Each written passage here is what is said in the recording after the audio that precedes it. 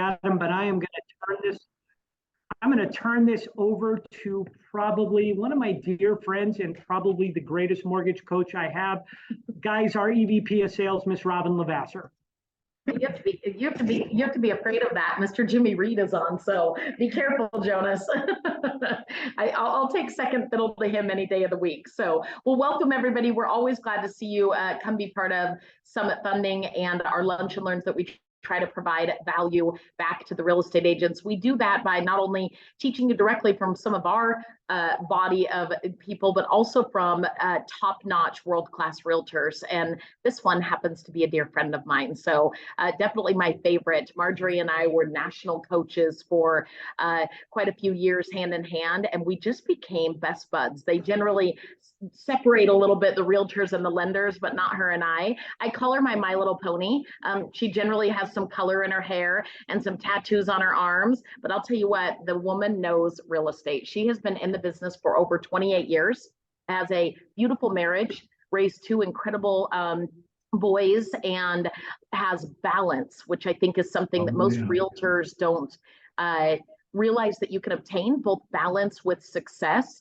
Her big years that she strives for is really 50 million in overall volume. When she started, prior to structure, disciplines, really a lot of the things that she's going to teach and tell you about that she's done. Actually, several times we've had her because she's such an incredible speaker and human being in general. Literally, she has had, her beginning years were around 14 million, 50 million now with balance. She was just telling me about 3 different vacations that she's taking this year. And here's the cool part with Marjorie, her business won't skip a beat. She's not team heavy. She knows how to run a P&L. She knows how to make a profit. She knows how to save money. And she certainly is heavily involved in her community. I'm honored to be your friend. I'm honored to listen to you speak anytime I get to. So welcome, Miss Marjorie Adams. And hello, my friend. Take us away. Thank you so much. Thank you guys for having me. I love doing these. I think it's always great when you're going to speak to a bunch of realtors, because number one, before you do it, you really go back through your systems, you refine systems, you think about what's going well, what you need to work on. And so I really today wanted to talk about generating and converting more leads, because I think, we can generate all we want, but if we don't convert the leads, then the generation really isn't getting us anywhere. So we have to generate and we have to convert more leads. But I think we also need to be clear when we're talking about leads, there are good leads, there are bad leads, and there are ugly leads, right? So I think we've got to stop chasing the ugly leads. Like, just to have a big volume of leads so we feel better is not really the answer, especially if they're ugly, and especially if we're spending time and money on these ugly leads that we are not making money. So I think we need to really think about, so Jonas, Hope just said she can't hear anything. So just in case, I just want to make sure I can see the chat box. So whenever you have questions, feel free to ask questions. This isn't meant for me to just kind of barf information on you for the next hour. I'd like to make sure you guys answer questions.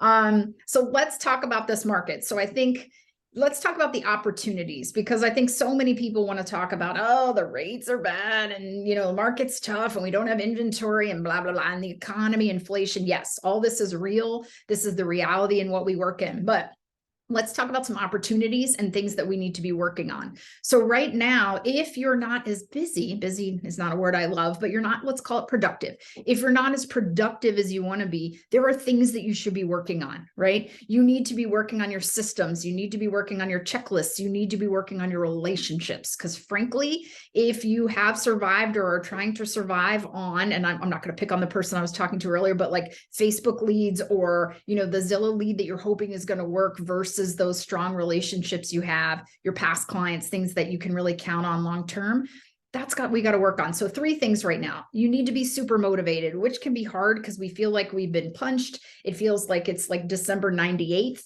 and it's only July and it's been a long year already. But if you are a Debbie Downer, if you're whining, like we're going to put our big girl pants on now, we're going to stop whining and we're going to be positive, right? We're going to learn new skills, right? And we're going to understand what we might have done 2 years ago in a market where you sort of everything just worked, might not work now. So it's time to evolve. We have to be learning and we have to be perfecting. And so I have systems that I would tell you are pretty strong. I am a just beast on my systems and my structures. And I just blew up my buyer program, my seller program redid my buyer book, my seller's book. I've redone all of my consultations because it's time to pay attention to what we need to do. So we're going to talk about that today. Second, so as we're being motivated and positive, we're going to have a plan and a system for everything. So too many realtors were high D's. It's sort of like, well, this is going to happen, and I'm not going to sit back, and I'm not going to take the time to create my pre-listing plan, my listing plan, my, consult plan for my clients. Well, if you're not doing that, then you're not having that consistency, and your clients aren't having that consistency. And then it's like, stick to it, get it done, right? Like we have all these ideas. We are famous as realtors. We'll go to a conference. We're like, I learned 98 things that I have to do, and then I don't implement any of them, right? So we got to stop doing that, right? So we're going to focus on leads. So leads, they are down. Sales for many are down. So it is time to perfect your processes, right? So it's interesting because I coach realtors still across the country. And so I hear either not enough leads, that's the general consensus. I can't see you all, but most people would say that. And then I have some people that are telling me they have too many leads. I don't really understand too many leads. So I would say too many leads, I'm thinking means too many of the bad and ugly leads or the non-convertible leads, or we actually have too many warm, wonderful leads, which means we need to have people helping us and we have to think about hiring, right? So to me, too many leads, not most people's problems. So what we really have to focus on. So when I say refining our processes and systems, to me, it means that you really perfect your intake process. So when a client contacts you in any medium, right? Social media, when they contact you by email or text or phone or smoke signals, however they get in touch with you, right? We have to perfect this process that we get these clients. We're competing more. I think you guys probably realize this, but you are competing more. More people are interviewing. So perfecting that intake process, setting them up for success, setting yourself up for success from the beginning, huge thing you need to be working on. Then you've got to be perfecting your consults. So I'm sorry, but anyone who's not doing buyer consults in person whenever possible or on Zoom, you're making a big mistake. Big mistake. So I require my buyers to do an in-person consult with me if they live in this town, period, the end. You will do an in-person consult. If you live out of town, then we can do a Zoom consult, but there will be no phone consult and there will be no working together without a consult. So listing presentations are face-to-face at the house, unless they live like let's say it's one of you guys, Jonas, and you're in Spokane, and then I have to go into your house. We're still going to Zoom, but I'll have to go to the house without you. But I'm just saying, look, let's be clear. And I'm not trying to judge any of you who do commissionectomies or commission structures that are different. But if you're working in this current market, you better understand that agents are willing and are cutting commissions, right? I go in, I compete. 3 people said they would do it for 5%. Well, I'm not gonna, and here's why. So if I can't justify my commission and prove why I'm worth it, then I'm going to have to join everyone who's just going to cut commissions because that's what works. So I'm not willing to do that whenever I can. I've not done it this year. So knock on wood, I'll find some wood. It's all like fake wood here. But that is not what we're doing. So then we have to perfect and nurture and follow up our longer term leads. So I feel like most of you will agree with me if you're going to be honest, but if we don't have a lead that needs to buy or sell pretty much right now or the very soon right now, and they're out here in the future, well, we tend to forget about them. And I know this is true because the people that actually run lead trackers and I make them go back 6 months, 8 months into their lead trackers are like, oh, I forgot about them. So a tactic definitely, if you have a lead tracker and you've been tracking leads, is go back 6 or 8 months for all of those leads that you didn't convert, that couldn't get a house, that decided to wait because of course it was going to be better. So much better now. So we have to take better care of them, right? So as you think about processes in our market, certainly in many, we're not in the houses sell in 4 days market, right? Where it was like, I can just list it. It's going to sell with multiple offers in 3 days. If you're still there, congratulations. But as we tend to not be there for every house, well, we've got to get better back to staging and processing and pricing better, right? And actually having a game plan, right? So that's all important. So now let's talk about, we have to, when we're talking about generating leads, you guys are all across the country. We have to be super clear what's happening in our current markets today, and we have to educate our clients. So there is no one size fits all. Not everybody should sell. Not everyone should buy. We know that.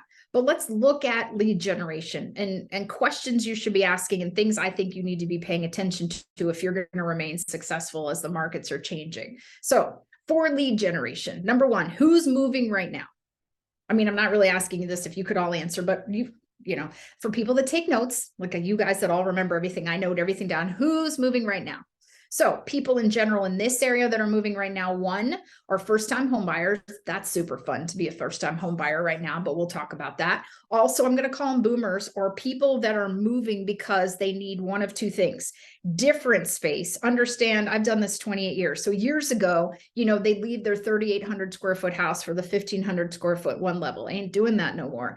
But they don't need a 4 and 5 bedroom house with a bedroom upstairs. They might still have the same square footage, but the house doesn't work for them, number one. Or number two, they're moving out of the area to be closer to family. So if you guys have not taken a look and broken down your current closings, your closings from, and I would even say a year back, but especially the last 6 months, what are the common threads? Who's moving? Who are you working with? Because if you're not really paying attention to where your leads are coming from now, not a year from now, no, not a year ago, right? Where are your leads coming from? Where are your listings coming from, right? What's the common thread? And ours are first-time home buyers, a lot of struggles there, but also a lot of people leaving the area. But second, let's look at the next tier. Who else is moving?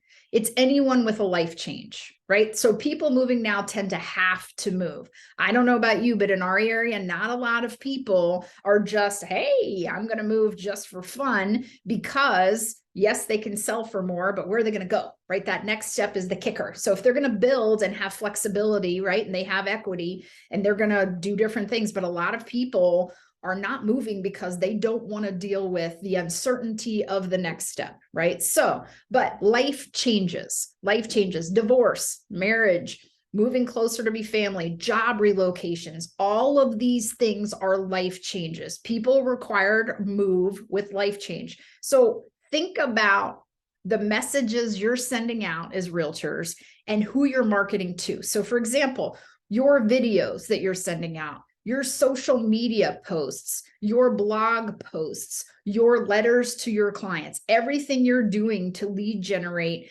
does it address how you are helping clientele and people you don't know with their life changes? Why you should reach out to me if you need to downsize, why you should work with me if we need to work on your staging, getting rid of things, if you need to move out to be closer to your kids. So we're all, those of us who love to see ourselves, you know, on social media, is it with purpose that people are contacting us when they need to move, right? So if you're thinking about that right now, look at what you're putting out there, look at your content, and is it relating to those people that are having life changes right now, right? Because otherwise, what's the message? Are we sending a message out that people are receiving that are actually moving?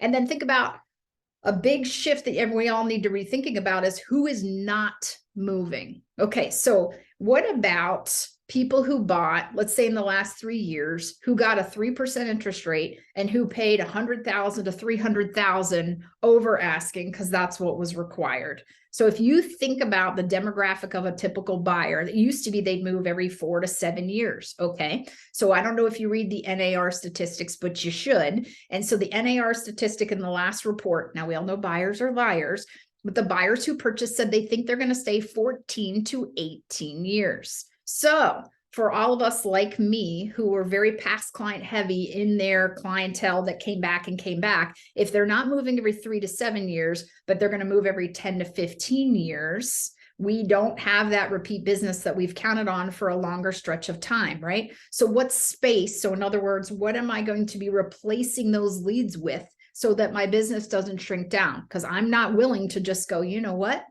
They're not moving. I just will sell 20 fewer homes a year. I'm not willing to do that, right? So think about this, getting in front of, again, people that are moving. One, social media. So for those of us who are very active in social media, do we have videos on how to buy your first home? Do we really engage that way to, are we where the first time home buyers are? Are we on Instagram? Are we where those people are, right? If we want to be talking with more a boomer generation, are we in front of places that they are? Are we offering seminars? Are we doing things to attract those clients, right? That we can work with them. If we're on websites like Zillow, and I will argue you have to be on Zillow, not in the way that I pay for leads, but you better have a robust profile. You better make sure your sales are updated. They allow you to do a video. So we have a whole video about how our team works and what we do. We have great description. We have testimonials, everything that we can have. So you've got to prove on any profile you can be on, Realtor.com, Zillow, etc. Have you gone on there lately, checked your bios, checked your videos? Do you look like you did? Like, I'm 28 years in. I might still, I mean, I got tats now, but like, I don't look like I did that long ago. So do I look like me, right? Or do I look like a former me? So I need you to pay attention to things like that and use these free resources for good, right? For the purposes that they can help us. Then things like our past clients, right? Are you staying in touch with them? Are you giving them relevant content through this changing market? Like, do you send a quarterly video on what the market's doing? Do you explain when interest rate changes, what it really means? Are you talking about how you can help their kids buy homes, their parents if they need to relocate? Are we looking at really our content being generated to those people that are moving and providing value, right? And then let's think about VIP relationships. We've talked about this a bunch of times, but there are most people, if we're all going to be honest with each other, let's just be super honest. Like, no one wants to call people. We all would rather, in some ways, deal with these, I'm going to call them the cold, ugly leads, rather than have to really generate relationships. And we've got to really think, if we're going to thrive, and if we're going to continue to be successful, we have to be in relationships with true VIPs, with people like human resource directors, HR directors. They know who's being hired. They know who's moving out. They're bringing people in. These relocating buyers and sellers are who we need to be in relationship with. Have you guys gone and met with HR directors and say, who can I give lifestyle tours to? How can I help people move into our community? And I will sell them the community so that they want to work for your company. Is anyone doing that? Because I now have a couple companies, one called me, I called the other one, and they're like, this is amazing. We came up with a lifestyle questionnaire. I'm willing to give them 2-hour tours. They are like, we can't believe you do that. They're a major hospital. Like, I shouldn't be calling them. They should have 20 people that have been banging on their doors for this business for major employment. So are you doing that? What about other connections? Think about accountants, attorneys, any type of attorney, closing, trust, estate, divorce, financial planners. They all have great clients. They all have clients that they want to connect with great realtors. Right? So they're not just going to send their clients to someone they don't know that will take care of them. You have to have relationships with them. And those people have life needs. You don't go to your accountant, you go to your accountant to do your taxes, but also you go to your financial planner when, hey, I'm thinking of buying a house. Can I afford this? Should I do this? Those are like their consultants, right? And those consultants can refer relationships in business. You got to be connected with them. And then what about homeowners insurance agents? Like, I don't think we think about this often enough, but guess when I need, yes, when I have a disaster, not when I'm really talking about, but guess what? Time to re-up my homeowners insurance. Well, I'm not going to re-up it. Why? Because I'm moving. Ooh, do you need a realtor? How about all those rental policies? Now, most of us, like, we don't want to do rentals. Well, do you want to sell houses? Because when those renters need to become homeowners, they have to convert their policies. So, hello, I would like to be that one when they say, are you updating your, are you going to renew your policy? No, we're buying a house. Oh, do you have a realtor? Are you interviewing? You should talk to Marjorie Adam. Would that not be a better source of leads than Facebook ads? And again, I'm not picking on them. I'm just saying, think about, they have a need. It's find a need, fill a need, right? If we're going to continue on our businesses for our clients, we have to find the need and fill the need. For our business partners, we need to find a need and fill a need. If we're not all thinking about finding a need and filling a need, then we will be one of the thousands of realtors that disappear right now. I don't know if you guys are aware of this. How many thousand, it's like 80,000 realtors at this point, I think, of realtors who are out of the business because the business has changed. I don't know about you guys, but it ain't going to be me. Like, I ain't rolling over. Like, you're going to have to like make me leave, right? Or do something with me. It's like, I'm not going. So if you want to stick in too, then we've got to pay attention to this stuff, right? We have to pay attention to value and relationships. Have to. right? So, and as I continue, anybody who has questions, please like raise your hand. I don't want to just roll through this. I want to give you some tactics next too, but it's really important. Like you're all taking an hour out of your day right now. If you don't get value out of this, and if you're not like, dang right, I'm going to do this, or how do you do this? I'm going to commit to this. Then the free lunch is fantastic, right? Say, thank you, Summit, for giving me a sandwich and some chips, but I'd rather let my business continue to grow, right? So don't just eat the free food. Let's get some value and content out of this that's going to help you guys, okay? So I need you to think about these things, right? As we're going through all of these, what I really, if we're going to make a difference in our businesses, I need you to think about some of the things I've said. Like, are you committing to going through your closings and leads this year to see where your business is coming from, right? And how you need to evolve that and pay more attention. Are you willing to get in front of, like, look at your, I mean, some of this you will. Like, I guarantee anyone in the room will be like, oh, look at my social media, sure. Go on my website profile. Absolutely. I can do that, right? Make phone calls, not so much. No, don't want to do that. The phone is for texting and, games. It's not really to call people, but like, are we going to pay attention to our VIP relationships, right? So we've got to be doing that. So again, if you have questions, let me know, but I want to go through a couple of other things that I've been frustrated about for our realtors, for our fellow realtors. And that is being clear on a good client, a bad client, and an ugly client. Some of this should be self-evident, but I'm not sure a lot of people have done this exercise as well. And as we get into it, one of my most major pet peeves. So if I'm speaking to you and I make you mad right now, I'm really sorry. But for some reason, I'm going to say 10 years ago, just because time, as you know, is it's like it could have been longer, it could be less. All of a sudden, a mass of realtors have decided that we don't work with buyers. Okay, I don't get this. And if you're buyer's agents in the room, hallelujah, how your teams work, have at it. But I just want you to think about the evolution of a client as we're getting into the good, bad, and ugly. So I work with buyers, I work with sellers. I never gave my buyers away, ever, didn't, because to me, as you started your careers, your buyers are how you started.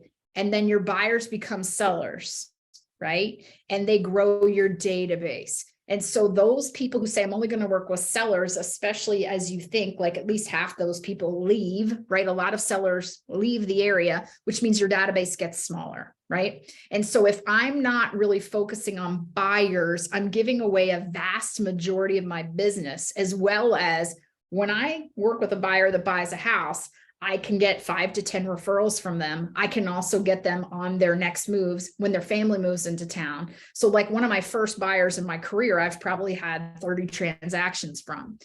If we just give our buyers away and don't focus on buyers, our databases don't grow and we don't have that repeat business. So for the people that have decided that they're just not going to do buyers, I strongly urge you, especially as markets shift, to reconsider. So whether you have team members that do it, I appreciate not wanting to show houses all day long. I have someone that helps me with that. I do some of it. I have someone that helps me with home inspections and walkthroughs. I get it, but I just want you to reconsider the fact that we're just not going to work with buyers. Or I have realtors that I coach that say, I'm just going to refer them all out.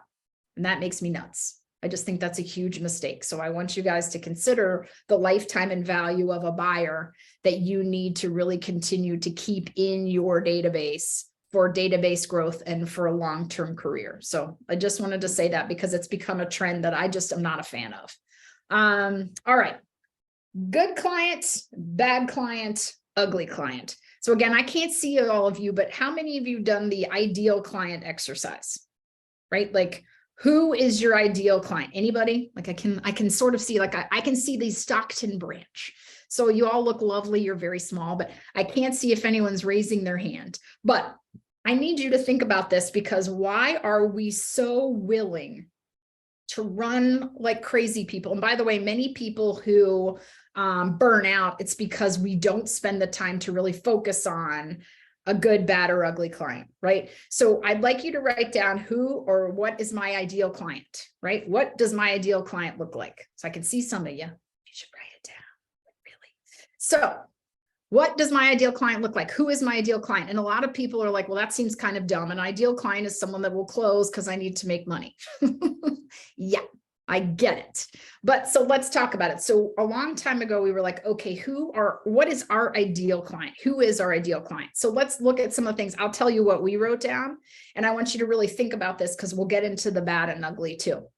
So for us, our ideal client, right, or good lead, ideal client follows our processes and the ways we do things.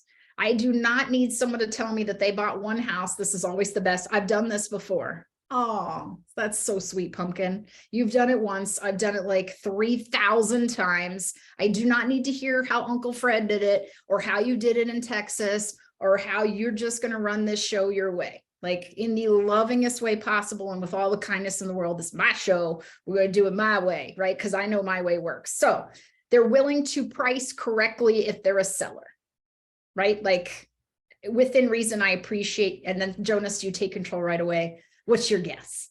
Yeah. And I'll show you how I do that from the first call. So yes, because if we don't, it's like the wild, wild west of bat crap craziness. And then it's a mess, right? So price correctly, stage and follow our advice if they're sellers, like they're going to prep the house and list the house the way we need them to.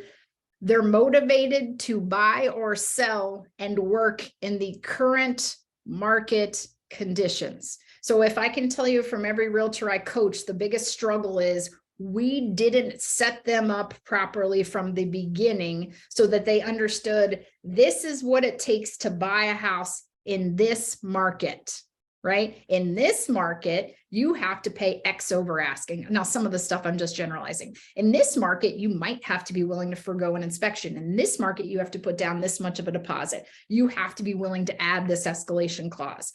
If you don't have these conversations when you sit down with a client and they're like, I would never pay over asking. I'm not going to do that. I'm unwilling to do this. It's like, well, the definition of insanity is doing the same thing over and over again and expecting a different result. If I'm just going to allow them to not succeed in this market, not only am I frustrated, but so are they. So if they're going to work in this current market, this is what it takes to buy a home now, right? And if we're not willing to have that conversation, we're wasting a lot of time. For us, our ideal client will refer friends and family to us, right? If I do a great job, when we do a great job, I would like those referrals. They are loyal. They are qualified. Meaning if you're a buyer, yes, you've been pre-approved, or no, we will not put you in the car. They trust our knowledge and experience. They want to work with the realtor and they want to pay us.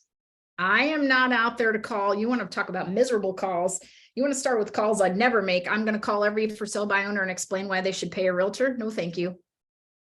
I am not here to convert the unconvertible. If they don't want to pay us, good on you. Good luck.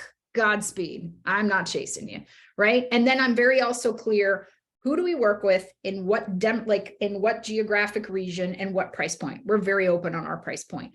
But to me, it's like, okay, a good lead wants to work with us, follow our advice, is loyal to us, wants to sign a listing agreement, wants to pay us our commission. That's a great lead, right? If we want to think about that, that's who we want to work with. That's who I'm chasing, who I'm not chasing. So to me, a bad lead, right? Not qualified. So, and how many people still, and I, again, want to just shake you, how many people put someone in the car and then you show them houses and then they're like, oh, we should send you, let's send you to the lender. And then magically they don't qualify. And you're like, well, that stinks. What is wrong? So they're not qualified, right? And nothing on them. Let's be clear. I'm not saying they're bad people. I'm saying that if they're not qualified, we've got to work with them and team them up with someone to get them qualified, educate them, help them to become qualified, right? I'm not saying that we just shove them aside, but I'm not putting them in the car, right? They use us to access homes. I'm calling all the listing agents. Have fun with that. Find another one because it ain't me. That's not how we work, right? So I'm not doing that. They disrespect. Oh, Eric, I'm on a Zoom call. I didn't even answer. You are on a Zoom call. I can hear you too. They're disrespectful of our time, right? Hey, I called you at 11 p.m. and you didn't answer. I'm in bed. Sorry, you ain't going to get me at 11 p.m., right? So they don't want to sign a buyer agency agreement or a listing agreement. They don't want to follow our proven plan of success. Now, again, I'm willing to educate. I'm willing to help them and say, okay, in this case, we can do this, but I'm not having someone who's going to tell me how this works. That doesn't work for us, right? Then a bad lead to me is if they call into your office and say, I'd like to see this house. And you say, great, what's your name? I don't want to tell you. What's your contact information? I don't want to tell you. Blah, blah. No, right. I don't want to tell, but you should meet me at this house right now. How many of you guys will go? I'm not going to give you my name. I'm not going to give you my contact info, but I need to see 123 Main Street. Not a chance. Not a chance. I'll actually laugh. That's funny. No. So again, bad lead to me, right? And if you're disrespectful to my team members, you can, and it's happened. We had $1 million client who was horrible to my people. Bye-bye. They gone.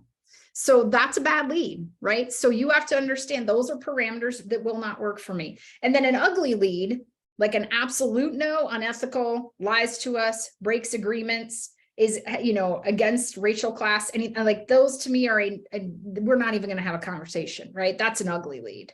So you all also need to be clear with this, because the reason so many people burn out is they're willing to spend so much time with a bad lead. Marjorie, can I ask you a question there? Please. We have so many agents right now in this horrible market that are willing to move their line. What would you say to that? Because I have some agents even sitting in this room who I know have worked with a client that we were close to firing because of those things. Where do you draw the line between needing the check and just getting through, like everybody's trying to do with these rates, and those lines? Well, here's the problem. I have found from 28 years that anytime, I mean, anytime I have broken my requirement, it has not worked well. So I have broken my requirement in the past because I wanted to break into a certain neighborhood or price point. So I accepted a little bit of abuse, and we're going to do it my way, and you're going to show up when I say, and I hated myself, and it didn't work, right? I ended up firing them. Here's the problem. Let's be really clear. A bad lead is not a client that needs more hand-holding, education, process explanation. I will sit with someone for 4 hours if they need me to go through that process with them and educate them. So taking more time, having someone that's frustrated because of a frustrating market that I need to be more of a psychiatrist and help through, that's still not a bad lead, right? That's kind of reality right now. But anyone, look, let's just be clear. I've said this many times and I mean it. It can be Saturday morning and I can be like, I don't play the Wii in my Star Wars pajamas anymore, but I really want to dig that back out because I used to have a lot of fun with that. But I can be at home gardening, right? And someone, if I don't know who it is and they haven't set an appointment, if I answer and they say, I'm at 123 Main Street, I need to see her right now. Well, that's unfortunate. Did you just I Dream of Jeannie there? Because you just drove there? Yeah, I just figured someone could show it to me. Well, that's too bad. I'm not available, but I'm happy to make an appointment. You have to decide how you're going to allow people to treat you, right? And so to me, someone else's lack of preparation is not my problem, right? So to me, if they start and understand, it's sort of like the dating phase. If they're going to show you who they truly are in the first phone call, it ain't getting better. They don't magically become fantastic people. They get worse. So I appreciate how hard this market is, but that's where some of these tactics I'm going to share with you next to intake properly and to set proper expectations can make a difference. But no, it's harder now, but that almost means you need me now more than ever. You need my advice, my guidance to help you to succeed in this market more than you might in a different market. So no, I'm just not bending my call. We will not show you houses unless we've met you. First of all, it's a safety issue. I don't know if, especially women paying attention across the country, you do not just go meet someone you've never met. That's ridiculous. That is unsafe. And any person that doesn't understand that they're going to meet with us first, that I've had a name and a face and had a meeting with, and I'm not just going to jump out and meet them, is also not a good client, right? There are just things to me that make sense. So I think if you really talk to everyone that's out there right now and they think I blurred the line this time, most of the time it did not go well. Right. And so, yes, all of us need more business, but it's the preparation up front and the consultation and the education that make a success. It is rare that I just break my rule and decide to run out and show that house that that person ever calls again, or that they reappear. Right. It's rare.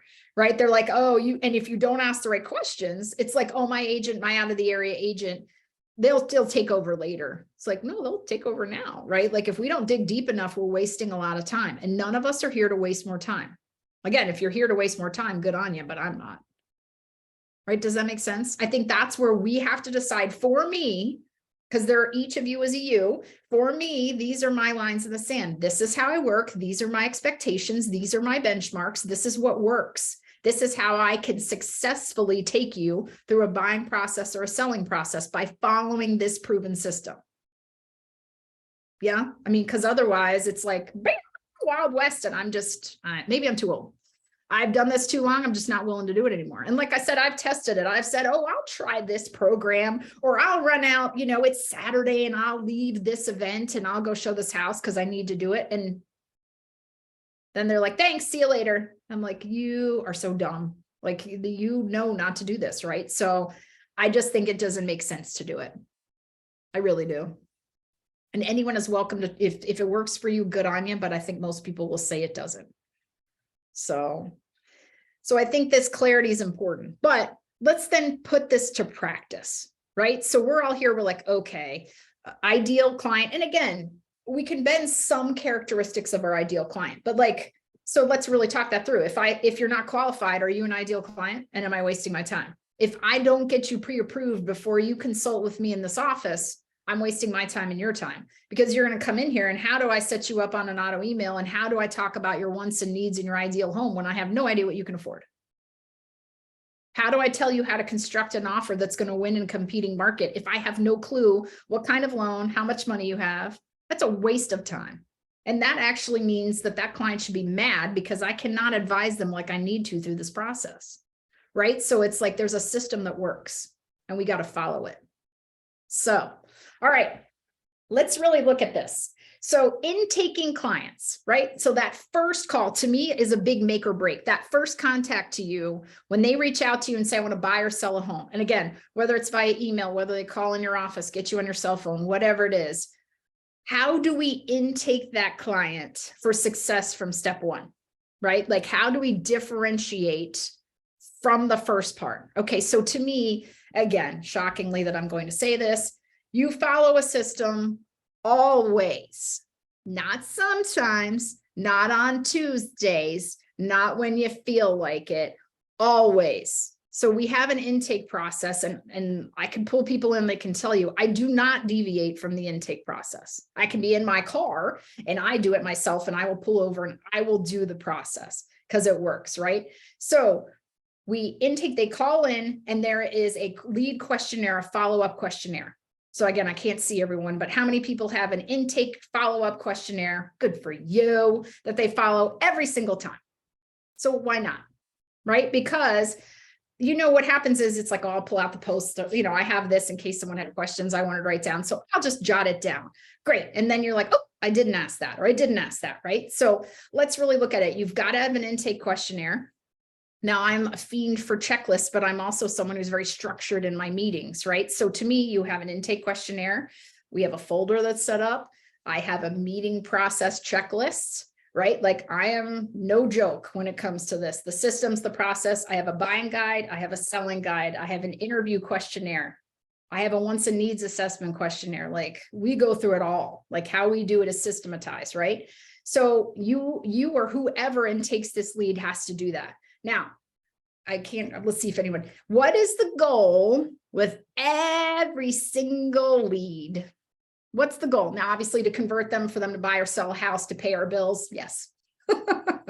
The ultimate goal for every lead is to set a consultation. It's an in-person meeting. If you're a buyer, it's to meet my office or on Zoom for a consultation. If you're a seller, it's to get me into your house. Otherwise, we're wasting a lot of time. So the whole point in the intake is to get the meeting. That's it. Like, I got to get in front of you because we sell belly to belly, right? So there is a process, right? So let's talk about some questions that you have to ask, right, in the intake, right? So there's some of the basics, of course. So I'm going to go through a few that you might not ask. Obviously, what's your name? Where did you hear from us? Where do you live? Or, you know what I mean? Are you looking to buy a house? Come on. What's your email? What's your preferred method? Samples. Yes, I'll give you samples. So Jonas, if we can make a list, if anyone wants samples, I'm more than happy to share all of the intake forms, checklists, all of that. That's no problem. Just steal it. You're Marjorie, if I could get them from you later, I'll have Rebecca send them out to everybody that registered. That'd be awesome. Sure, absolutely. No problem. And I just redid them. So guess what? They're like fresh off the presses. So, but think about this. Like, so we always ask, hopefully, you know, your name, your contact, your preferred method of contact. Let's please ask that. Do you ask that? Because if otherwise you start just texting this person, they're like, would they just call me? Right? Why don't they ever call me? Well, you didn't ask, right? So it's like call, email, text. But think about those questions. So let's talk about buyers first. Like if we're going to really set this up for success, is this their first home purchase? I want to know, have you done this before? How, do you have a home to sell? Hello. Sometimes buyers have houses to sell, and then I have to have 2 consults. I have to help them buy, but first they have to sell. And so I need to know. So do you have a home to sell? How long do you plan to stay in your home? Right? Oh, well, that's important because I need to know, are they here for 3 years? Because are we looking for the ideal home? Are we looking for the right now home? Right? So how long do you plan to stay? What's the ideal time frame for your move? Very important, right? Like, do they want to move now? Or are they moving? Because some people, right? We're going to retire there in about 8 years. Oh, that's fantastic, right? Like a little bit will change between now and then. Have you met with your lender and been pre-approved? Or may I refer one to you? Again, lender first, me second, right? So what are you most nervous about in your home buying process? Because guess what? Fear. What are their fears? I need to know their fears because I need to alleviate fears. Are you interviewing other agents? Do you guys ask that? You scared to ask that? I'm like, sweet, who and when? I want to know who's my competition. And in the lovingest way, because I love all you, I heart you, I'm going to crush you. So I want to know who you are, right? I got to be prepared. So are you interviewing other, when does it work for us to meet, to go over your home buying wants and needs and the buying process? Remember, it's a wants and needs meeting and the buyer process, right? So these are additional questions above the typical questions. Then for sellers, same sort of thing. Now, these we are asking on the phone before we meet. Do you live in the home or is it rented? I need to know, is it owner occupied or my God, is there a tenant in it? Because usually that's a disaster, right? How long have you owned the home? Why are you moving? What is the ideal time frame for your move? Then where are you moving to? Do you need a realtor to help with your purchase? Because if we're not asking that, we're missing referral opportunities as well as additional opportunities in town.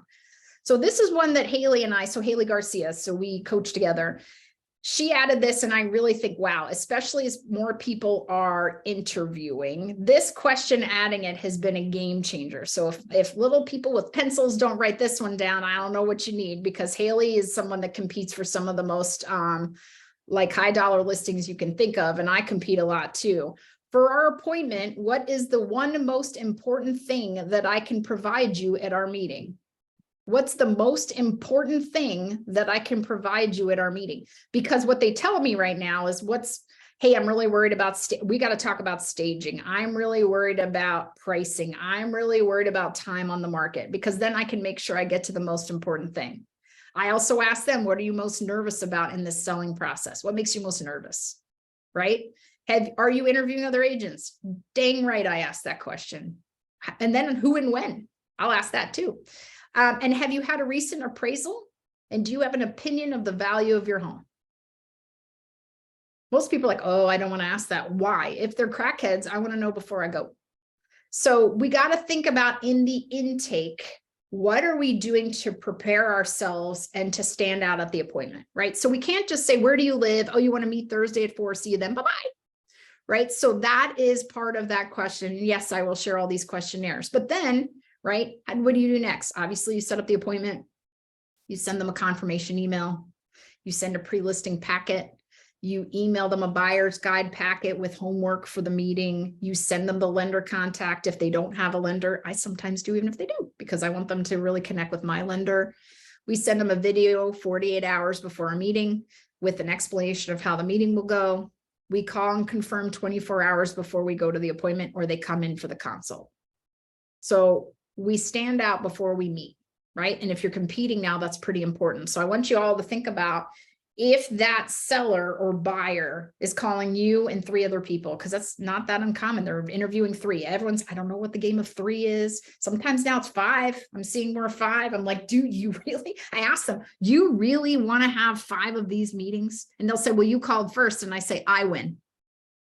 I will happily call the other 4 if you'd like and cancel those appointments. Do I say this? Yes, I do. I will go haha with it, but if they say yes, I'm winning. So, but 3 to 5, yeah, you got to win, guys, right? We're competing. I'm not doing this for my looks, right? I'm getting old. I'm tired. It's like, how can I win fast? Let's go. So, right? So how do we set ourselves up and how do we stand out before the appointment? Then think about setting up our appointments for success, right? And yes, I can share these as well. So if you think about it, I have a strategy for my meetings, right? And in order for them now, I will often start with what they want to cover first, because I don't want them to sit there and go, oh my gosh, I really have these questions, right? So, but when you're in your meetings, think about this. Do you honor the referral source first? If you were referred in by a past client or a friend of theirs, do you sit there and honor the referral source and talk about how you know each other first? Right? Wait, hold on. Someone just said, I love doing in-person appointments. Most of the time they won't show up. Wow. They don't show up. I've never had that happen. So, okay. You confirm with them, they seem truly interested. So let's look at your preset process and where the buyer lead is coming from, right? Because if it's not to be, I'm picking on Zillow and frankly, I'm just picking a cold source. I think if it's a cold source appointment and they're not meeting you, then we've got to figure out how we're setting them up for the meeting. Or do we then maybe on a Zillow lead say, hey, let's hop on a 10-minute Zoom meeting, right? If they're not going to show up, let's see if we potentially lower the barrier to entry a little bit so that they consult with you. But if they're true, I've never had someone not show up. Now I work very referred, so that might be a difference. But again, I would almost shame them. Follow up a couple times and say, I'm very interested in helping you, but the way to have a successful purchase. So if it were like Jonas and I know Jonas is like, wait, don't pick on me. I can just see you. And you didn't show up, I'd call you and say, hey, Jonas, this is Marjorie Adam here at Nest. I'm really worried about you. Did something happen? Yeah, because we had our meeting and you didn't come to the office. So I know something must have happened. Are you okay? Like, I'm totally going to shame you. Right? And then say, listen, it's very important. Are you serious, Jonas? Are you serious about buying a house in this market right now? Because you understand this is a tough market and this consultation is vital to your success in purchasing a home in this market and in us working together. Listen, I understand there are a lot of realtors that do not insist on this in-person consultation. And that's shameful, actually, because how are they really going to get to know your wants and needs and really help you through this process? Right? So it's important. Would you like to set another meeting, or have you decided that you want to go with someone who really isn't as interested in getting you to success in this market?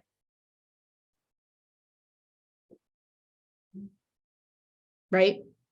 So you're either going to show up or you're not going to show up. And then I'm not going to chase you anymore. Because again, I think part of this, you have to truly, each one of you, it doesn't matter where you are in your path to homeowner, to working with clients.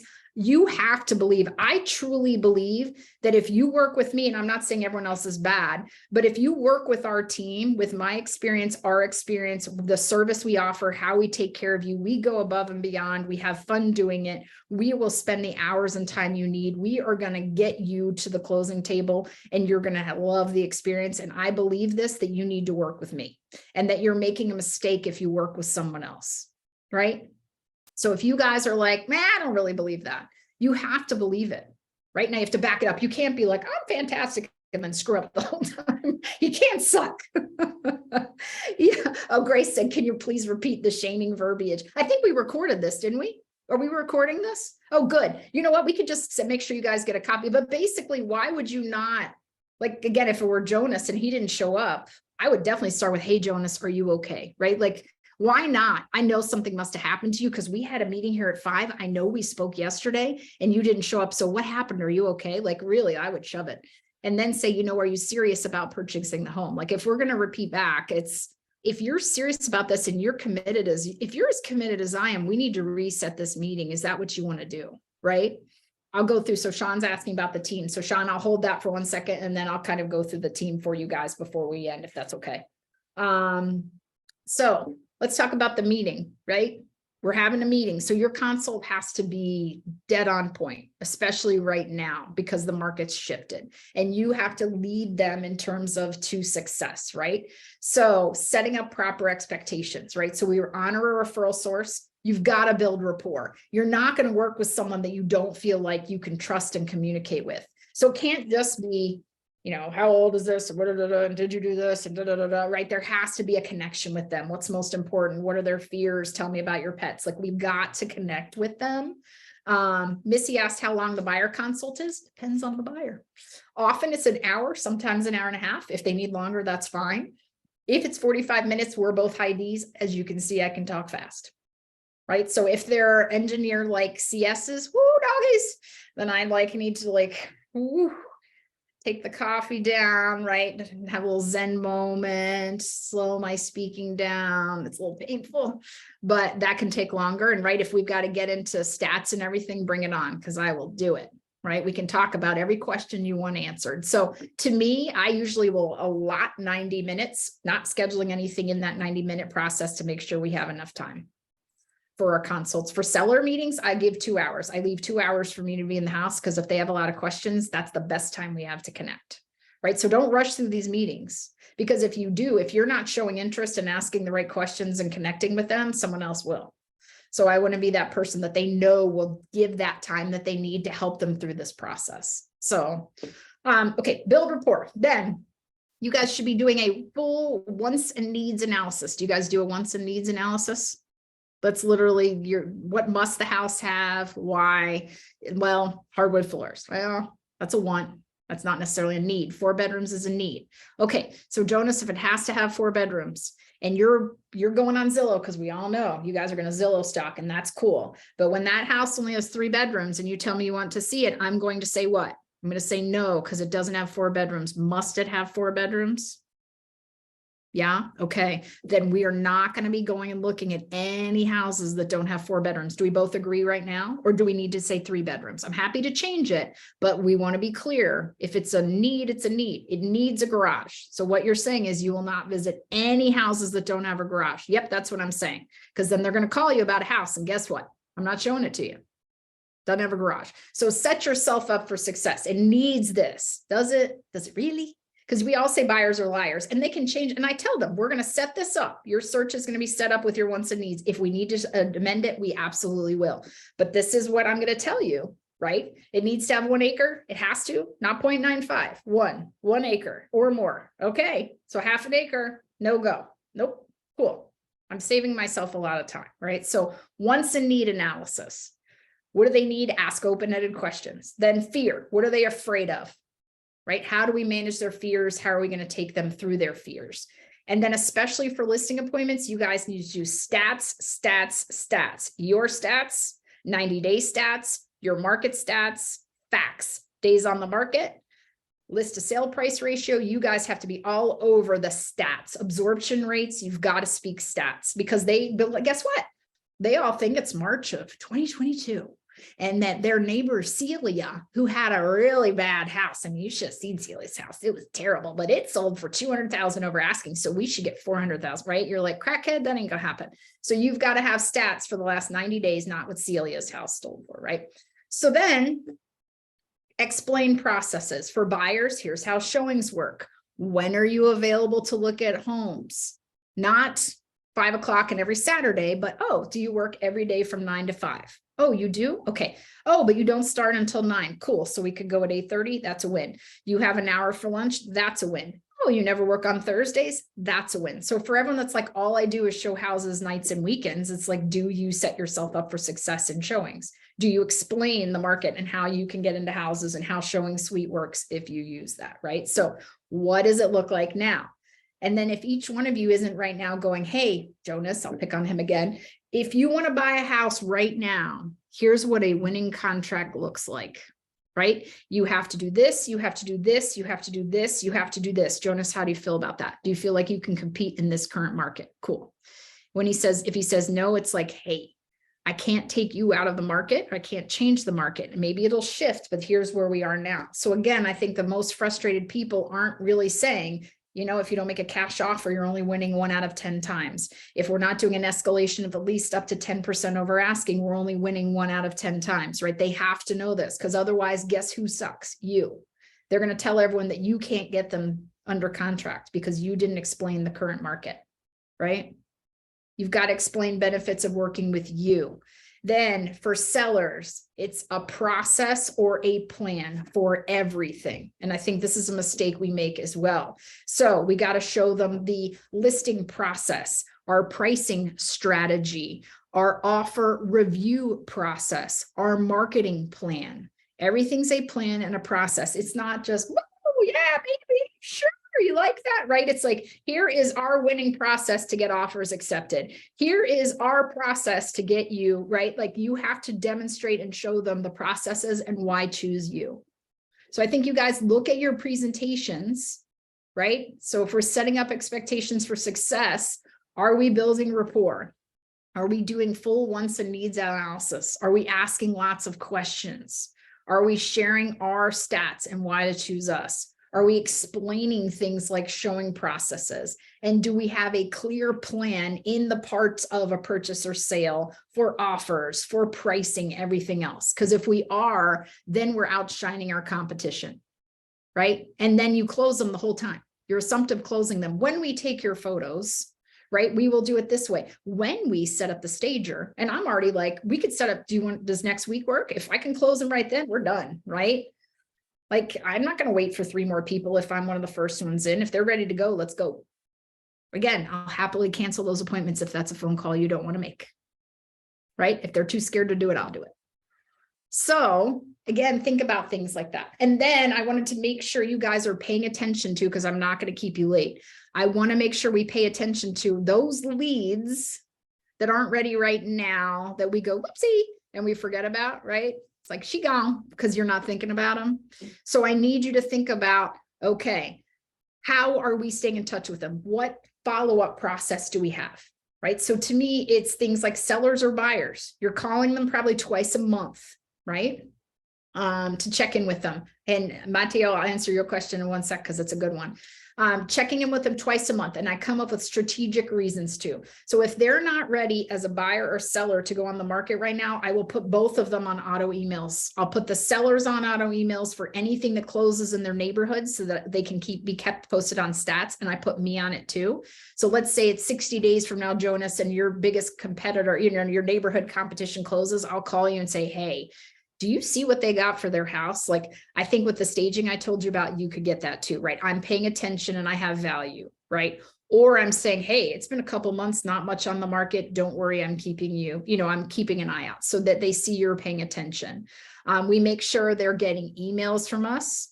I make sure they get videos, monthly market videos on what the market's doing. I will invite them to my quarterly happy hours so they can connect with clients, because there's nothing better than I'm thinking of working with her combined with we love her. It's a great way to cement these people into working with you. We put them on our EOS and letter of the heart. So we make sure they're getting market updates and videos and everything so that they're staying on a warm incubated lead instead of the whoopsie, I forgot all about you.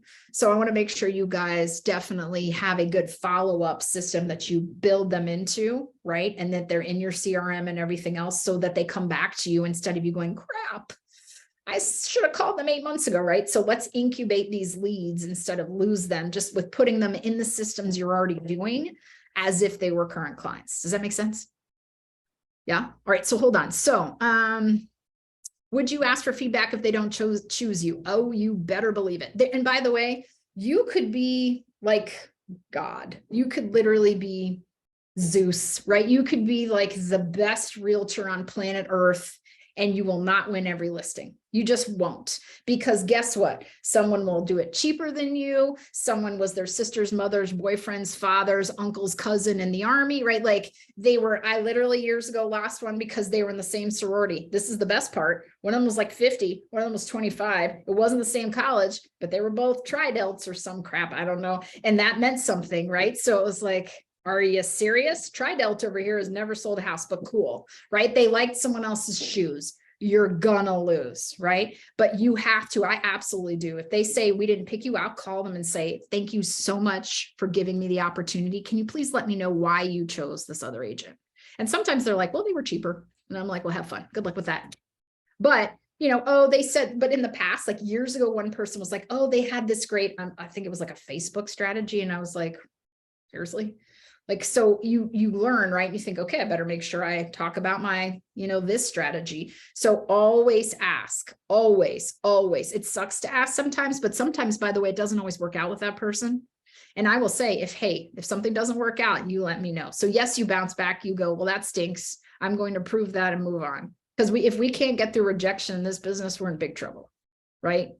Big trouble. I recently had a preliminary appointment to a possible listing. Let's see. Build report, see home, talk about their needs, talk about what I can offer in comps, a follow-up, I send a next sheet and other info. Okay, but I don't know if something happened after that. Right, so I don't know how to help there. So someone had a preliminary appointment. Well, yeah, I had a preliminary appointment and I'm still in contact with the people. They said they're on the fence. So what we're going to do is reconnect this coming week to see where they're at. Yeah, I mean, I think ultimately, if they're not, that's part of it. Like, when do you want to have your house on the market, right? If we know they're 6 months out, then to me, it's like, okay, great. It's going to take time to do some improvements. Let's get the stager in here. Let's talk about these things. Let's work on your moving plan. Like, what can we do for a next step? Because look, even the people not ready for a year, if they need to paint or need to do work outside, it takes forever to get that work done, right? And so it's like, let's set that going. And by the way, you know, we can set a listing agreement and agree it's a to be determined date, but by this point, like, I'll do anything I can to lock them in and commit them to us. There's no doubt. Like, we want to do anything we can to get them, you know, work committed to us, right? We want to work with you, because if they're not going to commit with us, we're not going to start anything. Like, they are not going to get the full staging consult. They're not going to get my final pricing. They're not going to get, like, we have a whole spreadsheet that we do of things they need to do for their home. I won't give them any of that until they commit with us. So I think you've got to give them enough, but you don't give them the final answers. Like, don't do a staging consult until they hire you. Because then what happens is they get 5 free realtors and they pick the cheapest one, or they think I can do it myself, right? So you got to think about that. Marjorie, I want to be respectful of your time and everybody else's. It is 1:02. Marjorie, thank you so much for agreeing to do this for us. We really, really appreciate you. Guys, if there's any more questions you have for Marjorie, I can send them to you, or your loan officer can send them to you, and we will get them answered. We are going to be announcing our next Lunch and Learn for, I can't believe it, but it's in August. We'll be announcing our next Lunch and Learn and our next speaker. Marjorie, we are absolutely grateful for you always saying Thank yes you, guys. so much. Thank you guys so much for coming. Guys,